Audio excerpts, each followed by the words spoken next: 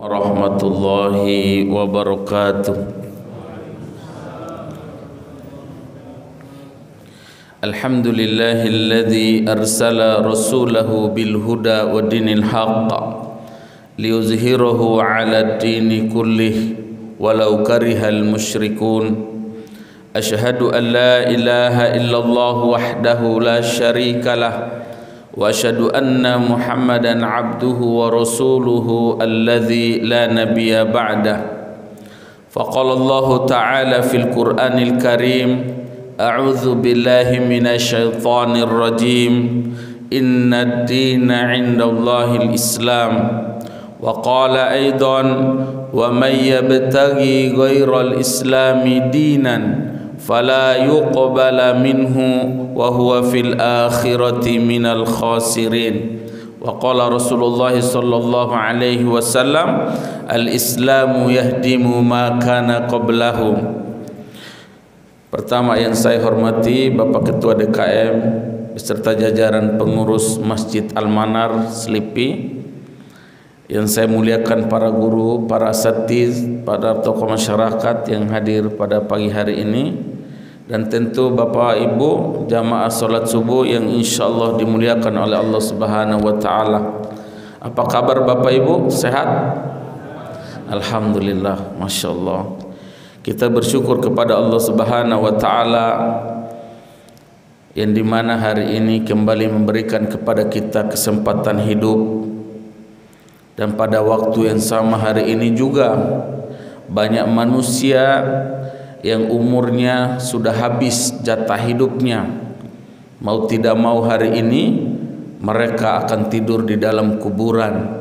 Alhamdulillah kita bersyukur kita berada di atas Islam, yang dimana kita mendapatkan informasi-informasi penting bagaimana cara hidup di dunia dan apa yang akan terjadi setelah kita mati. Kita Islam sudah mendapatkan informasi bahwa orang yang wafat di dalam kuburan mendapatkan dua perkara. Pertama nikmat kubur, atau yang kedua azab kubur. Nah, sekarang bagaimana cara hidup kita? Kita menentukan nasib kita di alam kubur. Maka menjadi seorang muslim kita wajib bersyukur kepada Allah Subhanahu wa taala. Bapak Ibu yang dirahmati Allah, itulah saya ingat salah satu nasihat dari guru saya setelah saya masuk Islam. Beliau berkata bahwasanya kita yang hidup hari ini memiliki dua kesempatan. Kesempatan kita yang pertama, kita bertobat dari semua dosa-dosa kita. Karena apa? Kita masih hidup, ya. Dosa kita dulu sampai dosa hari ini, dosa besar maupun dosa kecil, dosa yang kelihatan maupun dosa yang tersembunyi, karena kita di atas Islam dan Allah Maha tahu. Ya, kami dulu masih Kristen aja takut, Pak. Ya, walaupun Tuhan kami, setelah saya belajar, rupanya Tuhan kami adalah seorang nabi, bukan Tuhan sebenarnya. Dan kesempatan yang kedua yaitu hari ini kita harus beramal totalitas dari kesempatan yang Allah berikan kepada kita, ya, hidup hari ini. Bapak Ibu yang dirahmati Allah Subhanahu wa taala, saya seharusnya jadwal safari dakwah ke NTT Timor Leste. Tapi ada beberapa kendala, alhamdulillah saya tidak jadi berangkat, ya. Di antaranya tiket yang mahal, ya. Karena kita masih mahasiswa, kalau untuk safari dakwah tentu butuh biaya banyak. Dan hikmah saya tidak berangkat safari dakwah ke NTT Timor Leste, hari ini saya bisa silaturahmi sama Bapak Ibu yang ada di sini. Bapak Ibu perlu tahu, ya, kalau kami misalnya di NTT, ya, safari dakwah sampai Timor Leste pagi-pagi seperti ini, Pak. Ya, di NTT ada yang masjidnya dekat, ada yang jauh. Kalau yang jauh lumayan, Bu, ya. Lewat rumah-rumah, mohon maaf di sana masih mayoritas Nasrani, yang apabila, ya, kita kalau berangkat sholat yang jaraknya jauh jalan kaki, setiap rumah punya peliharaan, maaf, anjing, ya. Jadi ribut sepanjang kami jalan, orang sudah tahu, oh itu kakak Orlando lagi pergi sholat. Jadi alarm buat orang-orang yang masih tidur, saudara-saudara saya Kristen. Adapun sampai Timor Leste Bapak Ibu, ya, beda lagi. Kalau di kota alhamdulillah saya dapat masjid. Tapi kalau sudah di kampung saya, di kecamatan saya, jaraknya dari ibu kota negara sampai kampung saya Timor Leste itu butuh 7 jam perjalanan. Dan di sana dulu di zaman Indonesia ada masjid, tapi setelah merdeka masjidnya sudah tidak ada dan orang-orang di sana murtad semua. Saya cukup dan sangat sedih ya lihat keadaan ini. Ketika datang waktu sholat, Allahu Akbar, Allahu Akbar, kita merindukan nikmat azan. Yang dimana Bapak Ibu di sini, masya Allah, ketika datang waktu sholat, Allahu Akbar, Allahu Akbar, di mana-mana ada azan, ada syiar Islam, masjidnya banyak. Ya, bapak-bapak pergi sholat, ibu-ibu, anak-anak. Ini nikmat yang kadang kita lupa kalau ini bukan nikmat.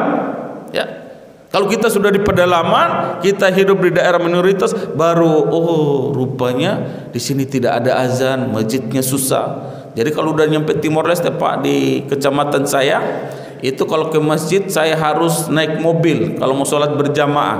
Ya, naik mobil sekitar 4 jam. Perjalanan 4 jam ya, naik angkot bayarnya $4. Sekarang $1 berapa Pak? 15.000 kali 4 berarti 60.000. Kalau mau pergi sholat berjamaah bayar 60.000. Bapak-bapak, ibu-ibu tadi berapa ongkos pergi sholat sini? Ya, masya Allah, enak ya. Jalan kaki dengar azan. Wallahi kita harus mensyukuri nikmat ini.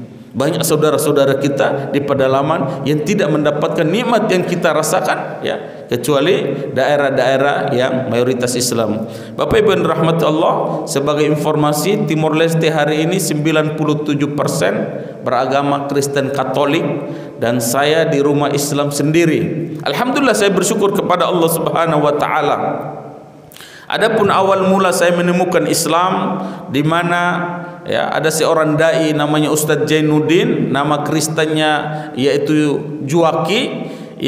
Waktu itu beliau Katolik ya, tapi setelah tentara Indonesia masuk Timur waktu itu, karena mayoritas tentara beragama Islam, dan beliau ketika datang ya, selain tugas, ketika datang waktu sholat, beliau sholat berjamaah. Adapun di luar waktu sholat, masya Allah, beliau peduli sama penduduk sekitar dan apa yang terjadi. Dari keindahan akhlak dan kebaikan mereka, di antara orang yang pertama masuk Islam di kecamatan kami, Ustadz Jainuddin. Setelah beliau masuk Islam, kemudian beliau belajar, dan setelah itu mulai berdakwah. Tentu Bapak Ibu jangan bayangin ya, dakwah dulu seperti begini, duduk-duduk ceramah, tidak ada ya. Mayoritas Katolik, Kristen semua ya. Adapun dakwah yang beliau lakukan dari satu kampung ke kampung lain lewat hutan-hutan ya. Apa yang terjadi? Beliau datang ketika ada orang tidak punya beras, beliau hadir untuk membantu. Ada ketika anak tidak sekolah, beliau sekolahkan. Ada orang di rumah sakit tidak punya biaya, beliau hadir membantu mereka. Dia tidak peduli mau Katolik, mau Protestan, apalagi Islam, wajib bantu. Karena kebaikan dan akhlak dan kepedulian ini, kasih sayang ini, akhirnya banyak orang yang mengucapkan 2 kalimat syahadat dari tahun 90 sampai tahun 2017 kemarin. Dari dakwah beliau sudah 1.000 orang masuk Islam, dan dari 1.000 orang masuk Islam ini ya, baik orang NTT maupun Timor Leste, ada Muhammad Orlando di dalamnya. Bapak Ibu yang dirahmati Allah Subhanahu wa taala, dan luar biasa Ustadz Jainuddin ini ya, dia bukan orang kaya, bukan banyak harta ya, tetapi mungkin keikhlasan dari guru-guru yang mengajar beliau, itulah hikmahnya tahun 2017 bagaimana Allah Subhanahu wa taala memberikan satu kemuliaan ya, di antaranya Allah bisa antarkan ke tanah suci lewat seorang hamba di Jakarta yang punya harta ya. Datangin Ustadz Jainuddin dari NTT, dikasih hadiah umroh, berangkatlah umroh. Alhamdulillah, setelah umroh 2 minggu balik ke Jakarta, lanjut ke NTT berdakwah, dan hampir setiap bulan orang masuk Islam dari dakwah beliau. Dan tidak hanya situ saja ya, tahun 2017 juga kembali Allah kasih hadiah yang lebih besar, yaitu hadiah haji dari Duta Besar Arab Saudi untuk Indonesia. Kembali Ustadz Jainuddin terpilih. Saya mikir, kenapa bukan kita yang di kota yang terpilih? Kenapa ini orang di kampung tidak dikenal tetapi dia mendapatkan hadiah tersebut? Masya Allah, in tansurullaha yansurukum. Siapa saja menolong agama Allah, dia berdakwah, insya Allah akan Allah muliakan. Jangankan dunia, surga saja Allah kasih. Dan Bapak Ibu, apa yang terjadi? Sebelum beliau berangkat untuk haji, beliau punya tanah, ya, kebetulan dia tidak punya rumah. Jadi ada orang ngasih tanah ini untuk bangun rumah beliau. Tetapi sebelum berangkat haji, tanah ini diwakafin. Ustaz, saya mau tanah saya diwakafin saja. Buat apa? Kebetulan itu kampung mu'alaf, Bu, ada 50 kakak. Saya mau tanah ini, ya, saya wakafin, dibangun madrasah agar para mu'alaf di sini belajar. Sekarang sudah berdiri sebuah yayasan, ya, yang dibawa Yayasan An-Naba Center Indonesia. Dan alhamdulillah Bapak Ibu, setelah dia wakafin tanahnya, berangkatlah bersama rombongan haji Indonesia. Setelah sampai tanah suci, setelah rangkaian ibadah selesai, apa yang terjadi? Allah wafatkan beliau di tanah suci, disolatkan kaum muslimin yang datang dari penjuru muka bumi ini. Maka Bapak Ibu, mari kita sama-sama merenung dari usia yang sudah Allah kasih, harta yang Allah kasih, tempat nyaman yang Allah kasih, berapa kontribusi kita terhadap Islam ini, dari dakwah-dakwah ini, apa kontribusi kita? Seandainya hari ini kita mati, apa harapan? Apakah kita akan masuk surga? Mari kita sama-sama, ya, introspeksi diri kita dari semua ini. Dan jujur Bapak Ibu, dulu saya benci sama beliau. Kenapa saya benci? Karena di tempat kami dia pertama masuk Islam dan dakwah. Sudah banyak orang masuk Islam di kecamatan kami. Dan kami anggap itu bukan Islam, tapi itu agama Arab yang tidak makan daging babi.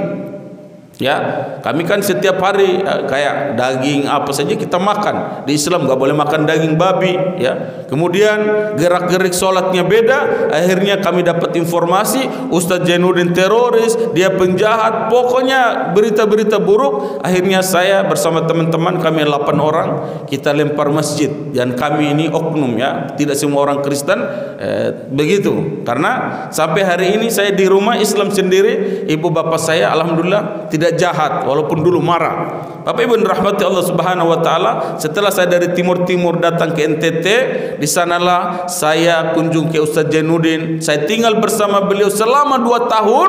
Saya lihat Islam lebih dekat. Rupanya Islam itu Masya Allah, orang yang paling dekat sama Allah, orang yang paling taat sama Allah, sehari 5 kali dia ibadah.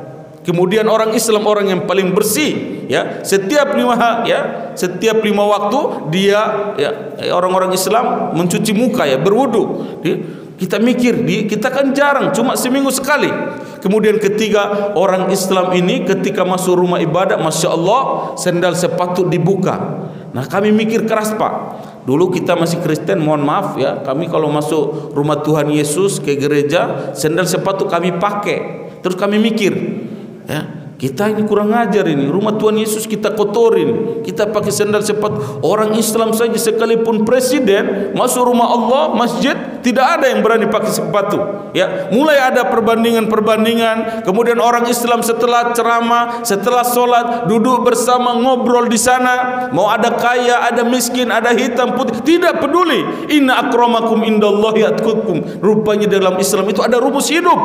Ya, bahwasanya yang mulia di hadapan Allah statusnya adalah orang yang bertakwa, tidak dengan harta, tidak dengan rupa. Ya, alhamdulillah Bapak Ibu, akhirnya saya mengucapkan asyhadu an la ilaha illallah wa asyhadu anna Muhammadar Rasulullah. Saya mengucapkan 2 kalimat syahadat setelah 2 tahun tinggal sama Ustaz Jainuddin. Dan selama 2 tahun beliau tidak paksa saya masuk Islam. Dia bilang, Orlando, kamu ikut saya masuk Islam. Tidak sama sekali.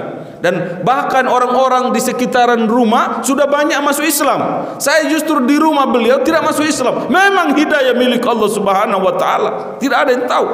Dan Bapak Ibu yang dirahmati Allah, setelah saya masuk Islam, kata Allah, innamal mu'minuna ikhwah. Baru saya tahu, oh, Allah Subhanahu wa taala mempersaudarakan Muhammad Orlando dengan penduduk bumi ini yang beragama Islam. Khusus hari ini Bapak Ibu menjadi saudara saya. Kemudian, ya, salah satu sabda Nabi, al-Islamu yahdimu ma kana qablahu, bahwa Islam ini menghapus dosa-dosa sebelumnya. Jadi kami bersyukur, Pak, ya. Saya kira saya sendiri yang masuk Islam dari yang waktu kejadian kami lempar masjid. Rupanya banyak teman-teman saya juga yang sudah masuk Islam, mereka tinggal di daerah Sulawesi sana, ya, sudah hampir 20 tahun kita enggak ketemu, ya. Kemarin saya dapat informasi dia sudah masuk Islam. Memang hidayah milik Allah, ya.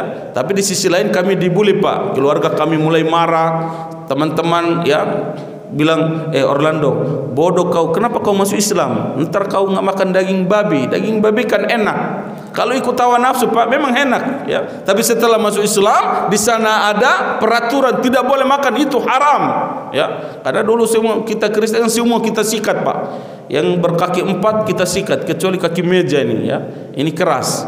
Kalau lembut dimakan katanya, kata guru saya. Bapak Ibu yang dirahmati Allah Subhanahu wa taala, maka nasihat guru saya pertama saya masuk Islam ya harus menuntut ilmu. Dengan ilmu saya tahu siapa Tuhan saya sebenarnya. Dengan ilmu saya tahu bagaimana cara hidup yang benar yang diajarkan oleh Rasulullah sallallahu alaihi wasallam. Dengan ilmu saya tahu bagaimana cara berbakti. Alhamdulillah Pak, kami ada 50 orang mualaf dari NTT ya, dikirim sama Ustaz Jenudin ke Jawa Timur, kami naik kapal ya selama 5 hari di laut. Karena saudara kami udah marah, keluarga kami udah marah, teman-teman kami dibully tiap hari. Berangkatlah kami ke Jawa Timur, niat belajar agar bisa lebih istiqomah dan tahu Islam lebih dalam.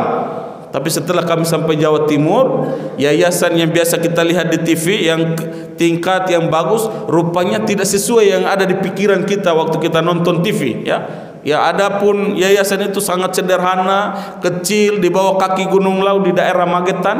Ada yang dari Magetan? Bapak Ibu enggak ada, masyaallah.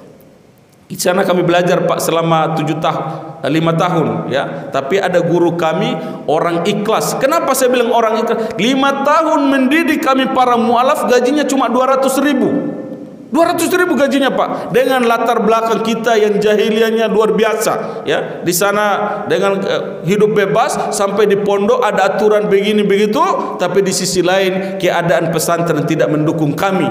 Bapak Ibu perlu tahu bahwasanya ketika kami masuk Islam dengan rombongan-rombongan seperti ini, para misionaris tidak membiarkan kami pergi ya. Mereka akan cari kita dan datang kami di situ. Benar Pak, setiap bulan mereka datang ke sana. Ya, karena keadaan kami di pondok, alhamdulillah kadang sehari makan 3 kali, kadang 2 kali, kadang sekali, kadang tidak ada makan. Ini mualaf hidupnya susah di pondok. Saya waktu itu karena paling besar saya mikir, ini gimana caranya ya Allah ya. Walaupun dalam keadaan begitu kami terus belajar. Alhamdulillah dalam waktu 4 bulan saya bisa baca Al-Quran. Di sisi lain ya kata guru saya, setelah menuntut ilmu kita amalkan ya. Kita amalkan misalnya sholat berjamaah di masjid pahalanya 27, bapak-bapak berangkat ya.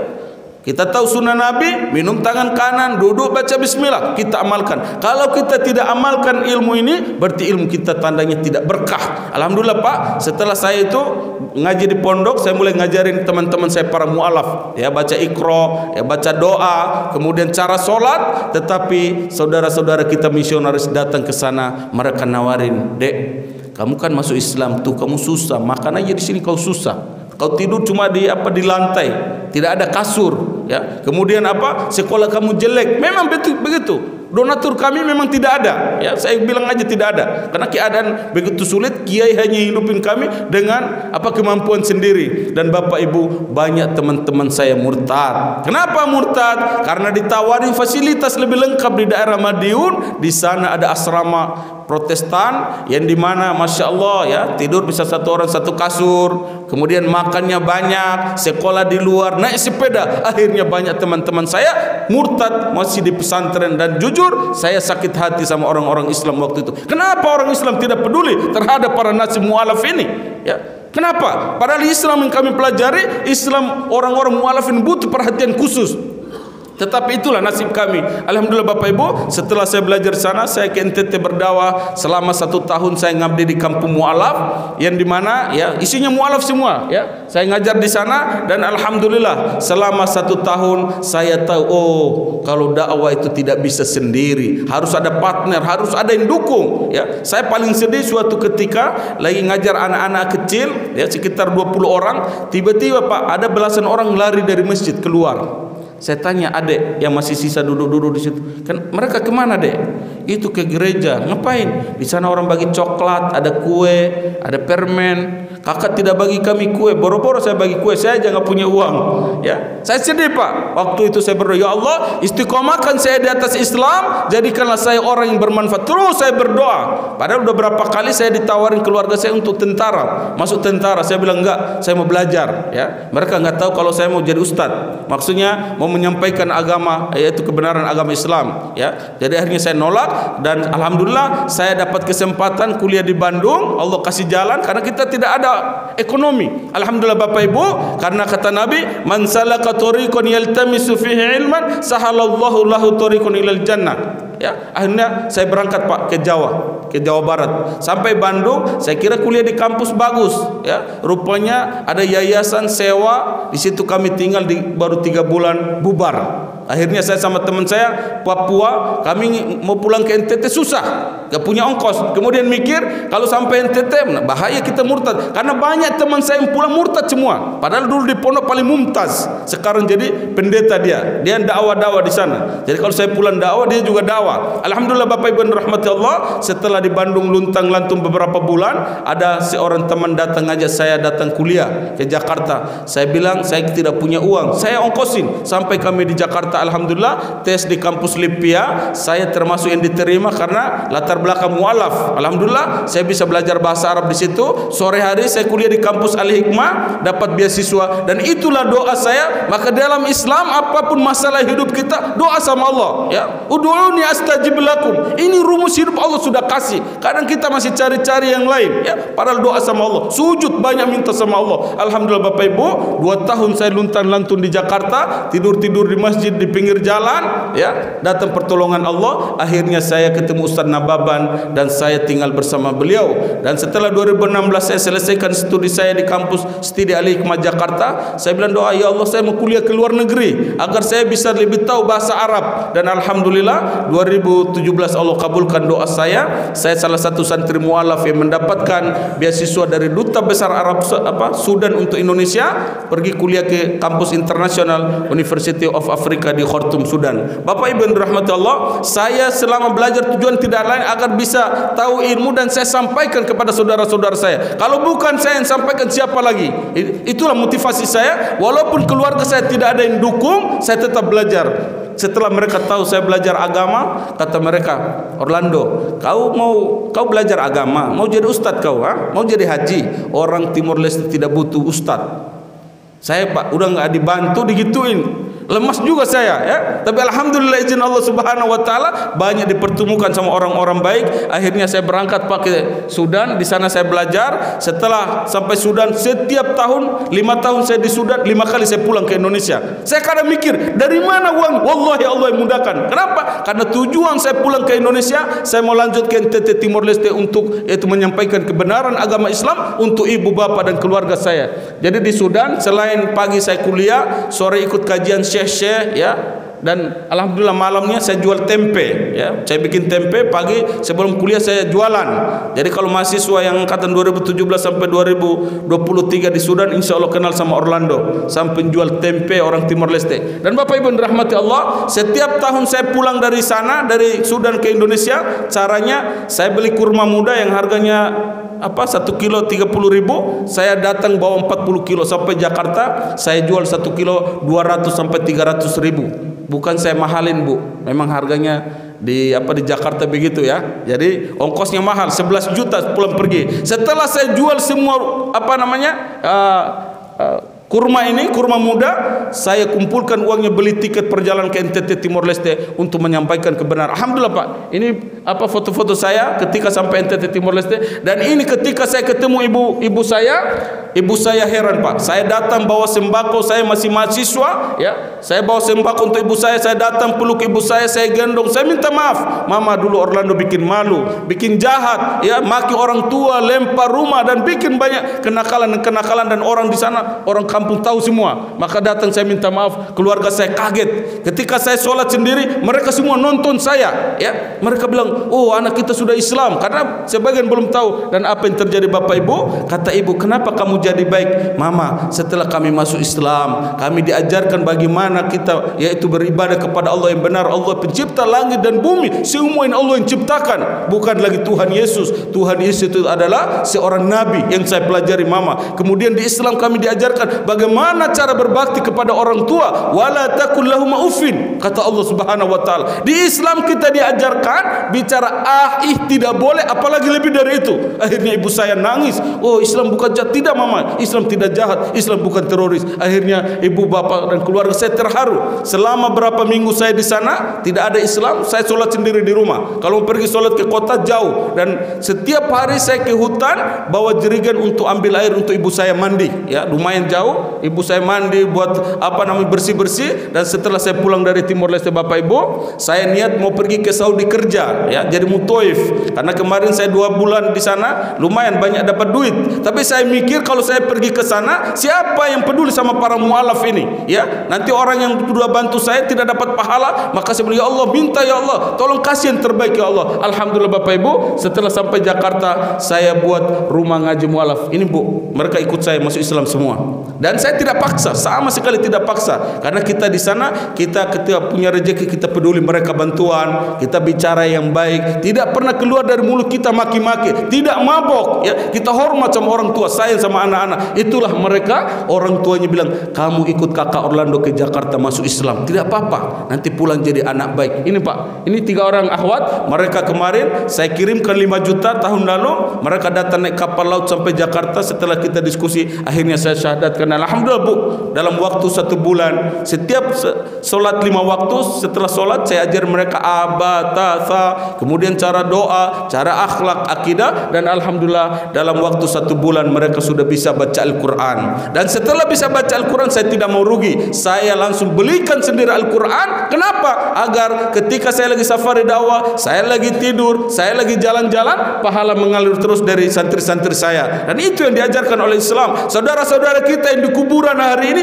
cuma harapan 3, yaitu amal jariah mereka, atau ilmu yang bermanfaat, atau anak yang soleh. Maka bapak ibu yang dirahmati Allah, saudara-saudara kita sudah wafat, jangan kita lupa kirimkan pahala kepada mereka. Dan bapak ibu yang dirahmati Allah, dalam waktu 10 bulan mereka sudah hafal 1 juz, dan sekarang sudah mau 2 juz.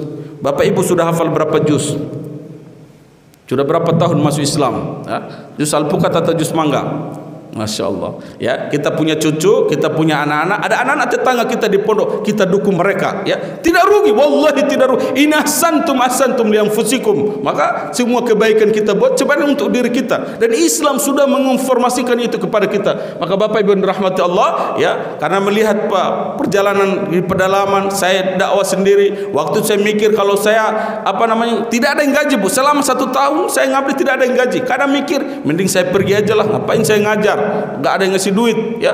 Tapi kalau saya pergi, siapa yang ngajar mereka? Itulah saya sabar, dan alhamdulillah hasilnya hari ini Allah kasih kemudahan. Maka bapak ibu yang dirahmati Allah, saya mau injak bapak ibu, ya, kita sama-sama peduli saudara-saudara kita di pedalaman untuk memberikan mereka mushaf Al-Quran, ya, dimana dulu saya mu'alaf, ya, dulu di pondok saya tidak Al-Quran, saya udah kusam, ada yang ngasih, sangat bahagia saya baca. Setelah saya baca, saya masukin kresek, saya tutup, saya masukin lemari. Saya tidak mau Al-Quran saya kena debu. Maka di antara adab, jangan Al-Quran hanya disimpan sampai berdebu. Kita tidak punya adab, ya, harus dijaga baik-baik. Maka bapak ibu bisa kita lihat bagaimana tim BWA Badan Wakaf Al-Quran yang sudah 20 tahun bergerak di dalam menyampaikan amanah-amanah wakaf Al-Quran ke pedalaman Indonesia. Bisa dilihat bagaimana dokumentasi perjalanan mereka. Fadhal.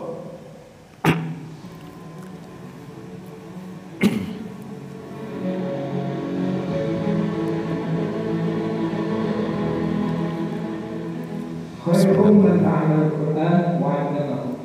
Sebaik-baik kalian adalah orang-orang yang belajar Al-Quran dan mengajarkannya. Bisa kita bayangkan jika Al-Quran bakal tinggi, harus diangkat Allah terkecil di pelosok negeri kita. Namun semua kesulitan tersebut akan berbahaya saat melihat kebahagiaan yang terpancar dari saudara-saudara kita yang menerima Al-Quran bakal tinggi.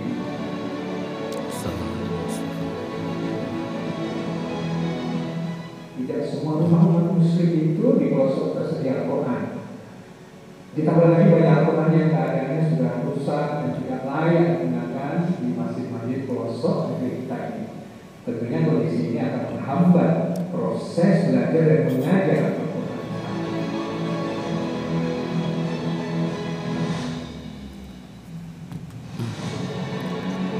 Alat transportasi yang kita gunakan ini namanya molek, ini Pak, karena di sini ya molek serta Al-Quran yang akan di sana. Perjalanan kurang lebih selama 5 jam sampai 8 jam.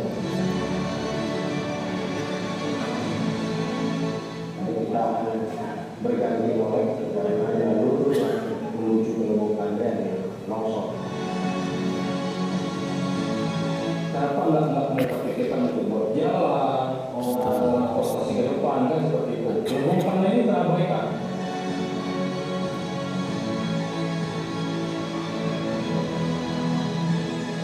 Sahabat Bapak semua bisa dilihat inilah kondisi jalan yang tim BWA lewati untuk menuju ke Kecamatan Pilombu, membagikan 240 Al-Quran untuk masyarakat muslim yang ada di sana.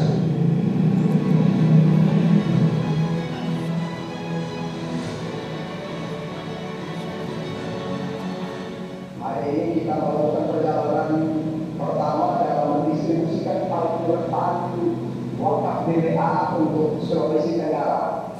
Perjalanan ini menggunakan kapal daun nelayan NTT bertolak dari Adonara, dan titik pertama yang akan kita distribusikan yaitu di Pulau Watu Atas, Provinsi Sulawesi Tenggara.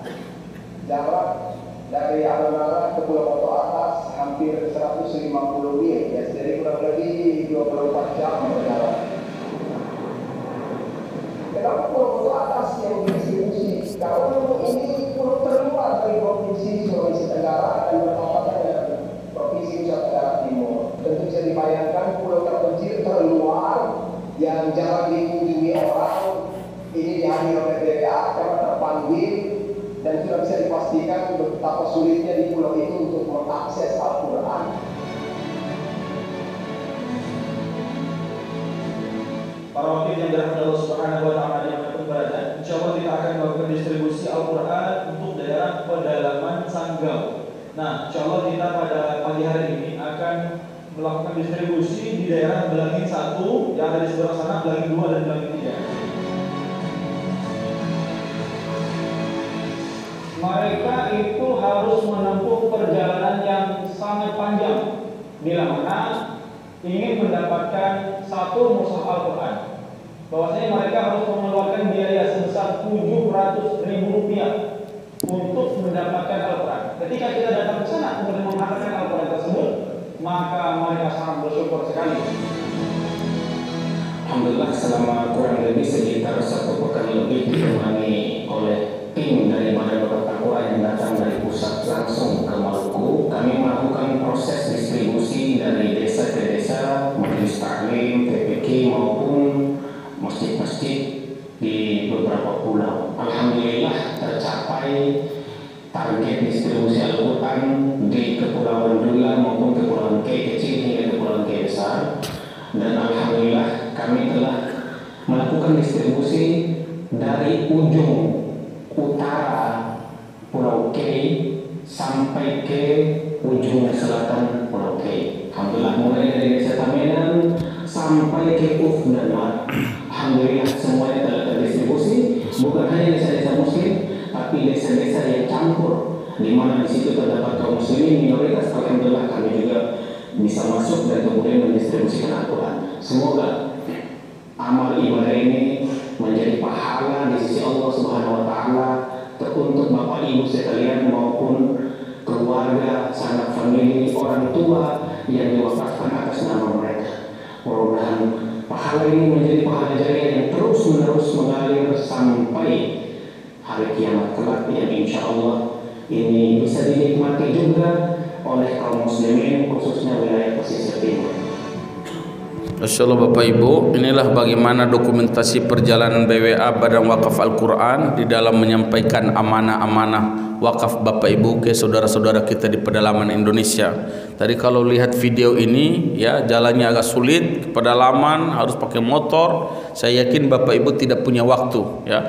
Maka Bapak Ibu saya ajak dakwah ini kita bagi tugas. Saya bisa ambil bagian yang saya bisa, para mu'alaf yang ikut saya yang para masuk Islam, saya didik mereka, saya bina mereka agar regenerasi dai. Kalau saya pulang pergi jujur Pak, gak punya uang ya. Kenapa saya milih di sini? Pertama, kalau saya tinggal di sana saya kurang efektif ya. Jadi teman-teman adik-adik yang dulu saya udah kuliah 6 orang mu'alaf, saya kuliah dulu di Al-Hikmah selesai, sekarang mereka yang di pedalaman, kita saling bantu. Mereka di sana berdakwah masuk Islam, tugas saya bagian di sini yang membina mereka. Setelah selesai saya kirim lagi ke sana. Jadi ketika datang libur, karena setiap kami kayak saya sendiri sendiri, di rumah Islam sendiri. Jadi kalau datang saya yang dakwah di rumah saya dan keluarga, mereka juga begitu. Setiap mereka Islam sendiri-sendiri di rumah mereka, sehingga saya bisa ambil bagian dakwah yang saya bisa, yaitu alhamdulillah mereka saya kuliahin, saya sekolahin, dan saya tidak mau santri saya manja. Saya yaitu setiap hari libur mereka kerja di warung-warung yang punya teman-teman saya. Karena dulu di Jawa Timur selama 5 tahun saya cari rongsokan di sana sambil sekolah, hari libur cari rongsokan 7 kilo jalan kaki pulang, rongsokan ini saya jual, alhamdulillah dapat 30.000, 15.000 saya beli kaos saya pakai. Wallahi kaos saya ini halal 1000%. Di Islam halal halal, haram haram, tidak boleh dicampur. 15.000 sisa saya bagi sama para mualaf. Kadang saya kerja kebun sawah dari jam 7 pagi sampai jam 5 sore nyangkul sawah untuk mendapatkan uang agar bagi sama saudara-saudara saya beli sabun. Maka Bapak Ibu ya, biar tim BWA masih muda, mereka ke pedalaman, Bapak Ibu cukup di sini dan kita bagi-bagi tugas. Dan insya Allah Bapak Ibu di sini ada tim BWA sudah bagi brosur. Di dalam brosur itu Bapak Ibu ada beberapa nomor rekening. Silakan Bapak Ibu pilih terbaik. Mudah-mudahan hari ini hari yang mulia ya, hari Jumat, dan insya Allah ya, mudah-mudahan ini malam nanti kita sudah mulai salat tarawih. Mudah-mudahan Allah panjangkan umur kita sampai di Ramadan yang sudah di depan mata kita. Banyak minta sama Allah Bapak Ibu, dan Bapak Ibu yang dirahmati Allah Subhanahu wa taala, berbicara tentang Al-Qur'an. Al-Qur'an pedoman hidup kita yaitu mengikuti cara hidup ini sehingga kita menjadi orang yang selamat sampai akhirat nanti. Dan Bapak Ibu, kita baca Al-Qur'an pahalanya 1 huruf 10 ya. Kalau kita wakafin dapat pahala lagi, kita wakafin untuk saudara-saudara yang sudah wafat, pahala mengalir lagi untuk mereka. Jangan sampai kita lupa sama saudara-saudara kita yang sudah wafat, yang sudah di alam kubur, mungkin dulu punya harta yang kita pakai, kita lupa sama mereka. Jangan sampai kita kirimkan pahala mereka dengan kebaikan-kebaikan, di antaranya wakaf Al-Qur'an. Adapun Bapak Ibu di sini ya, 1 mushaf biayanya 150.000, kegunaannya 150.000. Pertama yaitu untuk ya percetakan Al-Qur'an, kemudian yang kedua yaitu untuk pengiriman ke pedalaman-pedalaman tadi, itu habis uang banyak. Kemudian yang ketiga yang paling penting ada yaitu dai-dai di pedalaman, kita bantu mereka dari uang ini, sehingga ya guru-guru di sana tidak seperti saya dulu, tidak ada yang bantu. Saya mau pergi, memang itu kenyataan Bapak. Jangankan jauh-jauh ke pedalaman, di Garut saya ada. Akhirnya saya sama istri berusaha mungkin kita kasih manfaat, tetapi karena sedikit beliau tidak kuat, tidak ada yang gaji guru, akhirnya beliau pindah pergi cari proyek, kerja di proyek bangun rumah. Ini sangat menyedihkan. Bagaimana kita orang Islam banyak, terus saudara-saudara kita ada yang susah? Tidak mungkin ini ya. Kita harus iman kita kuatkan. Maka Bapak Ibu silakan pilih, di sini ada beberapa paket ya, dari 100 paket mushaf ya biayanya 15 juta, kemudian ada 50 mushaf biayanya 7.500.000, kemudian 20 mushaf ya, 20 paket ada biayanya 3 juta, kemudian 10 paket biayanya 1.500.000, dan 5 mushaf biayanya 750. Adapun 100. Silakan Bapak Ibu pilih yang terbaik dari hadiah yang Allah kasih titipan rezeki itu. Wallahi tidak rugi. Saya setelah masuk Islam dengan mungkin kebaikan saya nggak tahu ya, tapi di dalam Islam ketika dengar ustaz ceramah, guru saya nasihat, saya ikutin. Ketika saya mau nikah, jujur saya nggak punya uang, keluarga saya di NTT nggak setuju, di Timor Leste tidak bisa datang, saya Batang Kara. Saya yakin pergi nikah sendiri bawa uang 5 juta, tapi tiba-tiba Allah kirimkan orang kaya yang saya tidak kenal, dia bayar semua biaya saya, datang antar saya. Allah yang buat. Tahun 2012 saya ketemu orang, baru ngobrol 15 menit, saya pergi di NTT, saya mau nyebrang ke Timor Leste, nggak punya paspor, lagi susah masalah, tiba-tiba saya ditelepon sama orang ini, saya nggak tahu dia ambil nomor saya dari mana, saya dapat hadiah umroh, alhamdulillah. Dan tahun 2023 kembali saya dapat hadiah umroh. Saya 2 bulan tidur di Masjidil Haram, yang dimana teman-teman saya semua jadi mutoif. Saya bilang enggak, saya pahala solat di sini 1 kali solat pahalanya 100.000. Saya nggak mau sia-sia, saya ngaji solat. Rupanya uang yang saya dapatkan hadiah-hadiah dari mana-mana, ketemu saya ngobrol, ada tiba-tiba sama angkanya, mereka dapat 20 juta, saya juga dapat 20 juta. Mereka bawa jamaah, saya nggak bawa jamaah. Saya itikaf di masjid dan alhamdulillah Bapak Ibu, wallahi tidak ada yang dijanji Allah semua pasti benar. Maka Bapak Ibu, mari kita sama-sama di sisa usia kita ini kita lebih amanah dari sisa usia, dari nikmat harta atau tempat nyaman, kita harus lebih aman di dalam, yaitu peduli terhadap dakwah Islam ini. Mungkin ini saya bisa sampaikan Bapak Ibu. Pertama, kita sebagai muslim harus menuntut ilmu. Dengan Islam kita, dengan ilmu kita beribadah dengan benar, sholat dengan benar, bagaimana cara adab yang benar. Kemudian setelah dapat ilmu kita amalkan. Kemudian ketiga, kita sampaikan dakwah ini kepada teman-teman kita. Keempat, kalau sudah sampaikan dakwah mereka tidak terima, tidak apa-apa, itu urusan Allah Subhanahu wa taala. Mungkin itu yang bisa saya sampaikan pada kesempatan mulia ini Bapak Ibu. Adapun tim kita tugas di sini akan sampai jam 6:30. Bapak Ibu kalau mau tanya-tanya silakan. Itu yang bisa saya sampaikan. Adapun kesalahan-kesalahan dari Muhammad Orlando dan kebenaran dari Allah Subhanahu wa taala. Barakallahu fikum. Wassalamualaikum warahmatullahi wabarakatuh. Saya ucapkan terima kasih kepada Bapak Ibu. Waalaikumsalam warahmatullahi wabarakatuh.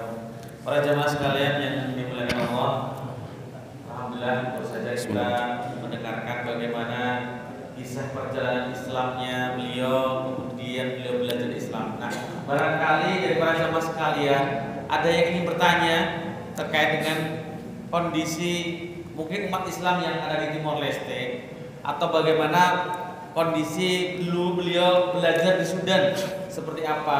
Barangkali ada yang ditanyakan para jamaah sekalian. Oh Ibu mau tanya, silakan Ibu.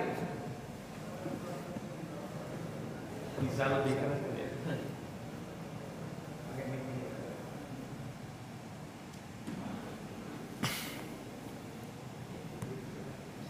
Pakai mana Pak? Kalau ini maju dikit ya. Oh maju juga nih.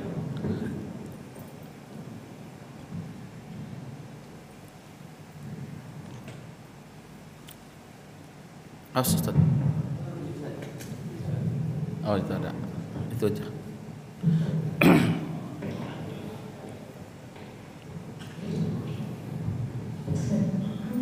Assalamualaikum warahmatullahi wabarakatuh. Waalaikumsalam warahmatullahi wabarakatuh.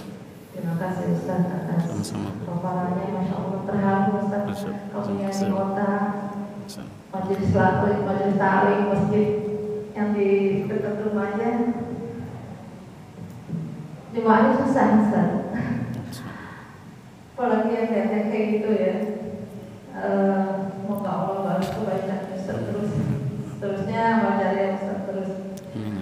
Amin. Yang ingin saya tanyakan, adakah juga seorang ustazah maksud saya yang di sana selain paparannya dan ustaz sendiri, maksud di sana udah ada juga ustazah gitu yang berperan di sana gitu. Terima kasih. Sama-sama Bu. Alhamdulillah ada Bu, ada adik-adik kita yang dulu ikut saya masuk Islam ya. Dulu ada sekitar 20 orang yang dimana karena tiap tahun mereka murtad ya, mereka murtad Bapak Ibu. Setelah mereka murtad, saya dapat beasiswa kuliah di Jakarta.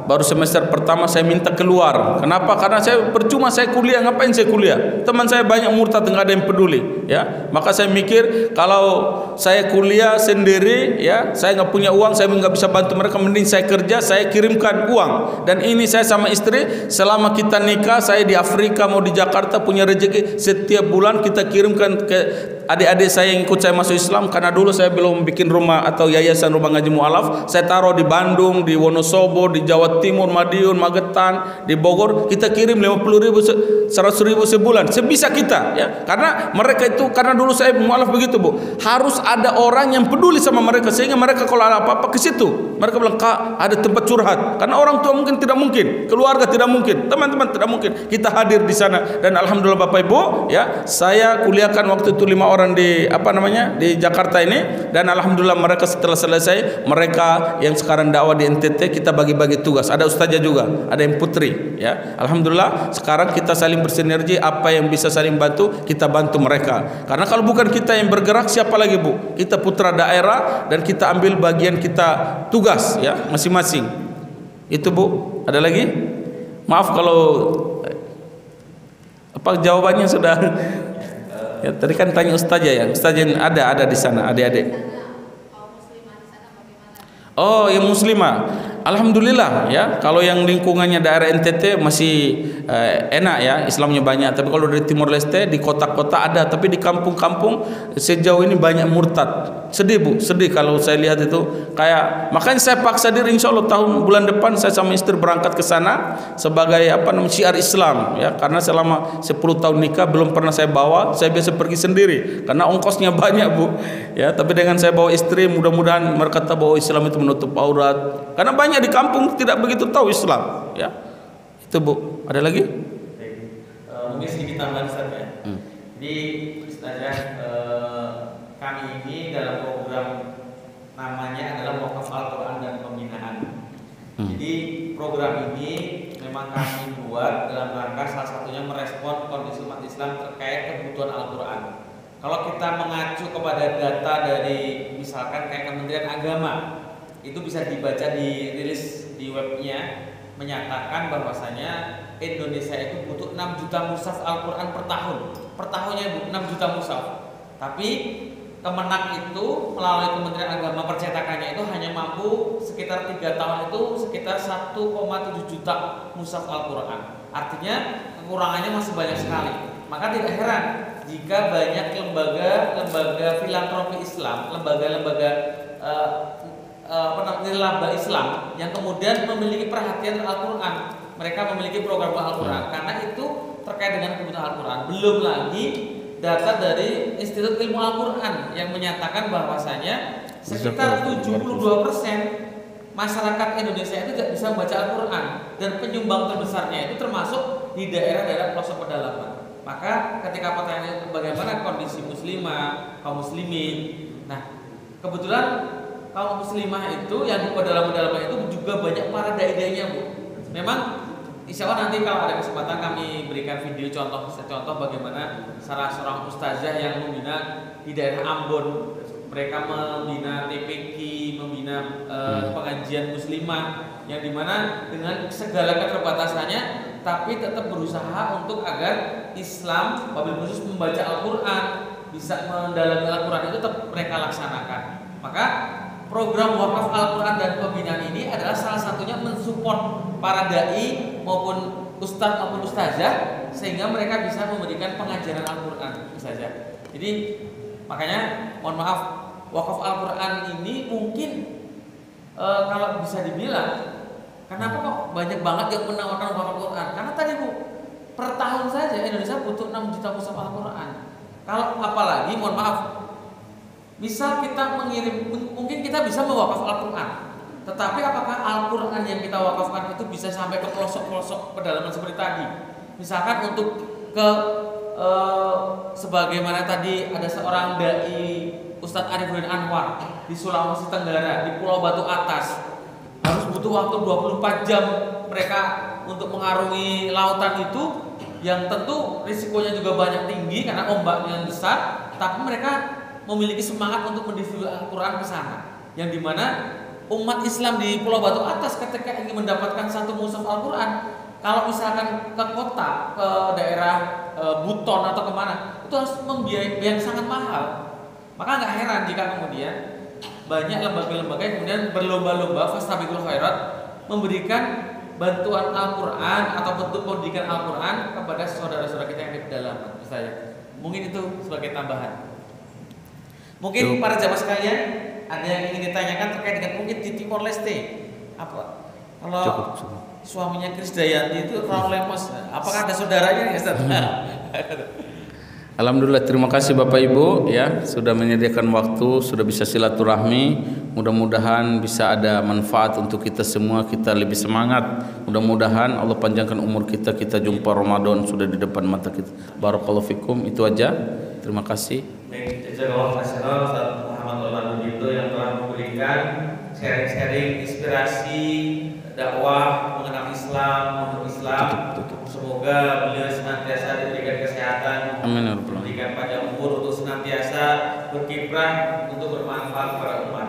Dan para jamaah sekalian, tentu kami mengajak para jamaah sekalian untuk ikut berpartisipasi di dalam wakaf Al-Quran ini. Kenapa?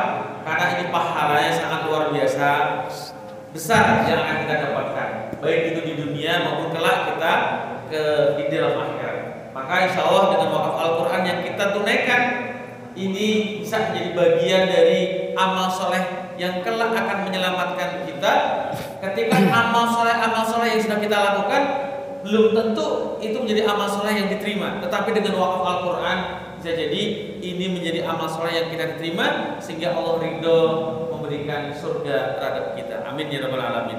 Terakhir kami berdoa barakallahu laka fi ahlika wa malika. Semoga Allah Subhanahu wa taala memberikan keberkahan atas kepada setiap harta dan keluarga dari para jamaah sekalian. Wabil khusus DKM Masjid Al-Manar Selipi yang telah memberikan kesempatan kepada kami untuk melaksanakan kegiatan safari dakwah ini.